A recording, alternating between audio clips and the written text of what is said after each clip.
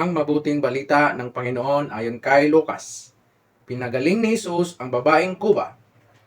Isang araw ng pamamahinga, si Jesus ay nagtuturo sa isang sinaguga. May isang babae roon na 18 taon nang may karamdamang sanhi ng isang masamang espiritu. Siya ay nakukuba at hindi na makaunat. Nang siya ay makita ni Jesus, tinawag siya at sinabi, "Malaya ka na sa iyong karamdaman." Ipinatong ni Jesus ang kanyang mga kamay sa babae, at noon day nakatayo siya ng tuwid at nagpapuri sa Diyos. Ngunit nagalit ang tagapamahala ng sinaguga sapagkat nagpagaling si Jesus sa araw ng pamamahinga. Kaya't sinabi ng tagapamahala sa mga tao, "May 6 na araw na inilaan upang kayo'y magtrabaho. Sa mga araw na yon, kayo'y pumarito upang pagalingin at huwag sa araw ng pamamahinga." O sinagot siya ng Panginoon, "Mga mapagkunwari, hindi ba't kinakalag ninyo sa sabsaban ng inyong baka o asno at dinadala sa painuman kahit sa araw ng pamamahinga?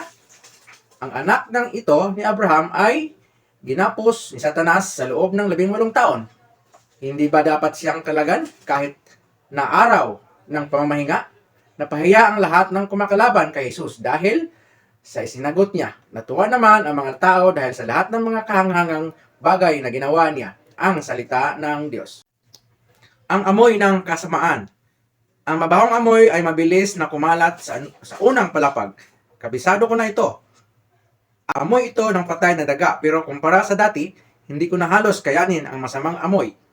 Habang naghahanda ng merienda, nakarinig ako ng boses na nagsabi, "Magsindi ka ng kandila." Mabilis akong sumagot, "Oo, gagawin ko." Napagtanto kong hindi ito ordinaryong amoy ng namatay na hayop.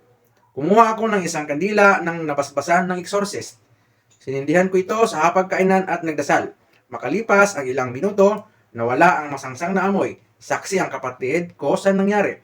Sa Ebanghelyo ngayon, pinalaya ni Jesus ang isang babaeng ginapos ni Satanas sa loob ng 18 taon. Kapag nagkasala tayo, hindi lang tayo nawawala sa grasya ng Diyos. Hinahayaan din natin ang demonyo na panghawakan ang ating buhay. May bahagi ba ng buhay mo na kailangan mong isuko sa Diyos? Huwag hintaying umalingasaw ang kaluluwa mo. Hayaan mong paliguan ka ng Diyos at ikay magiging mabangong muli.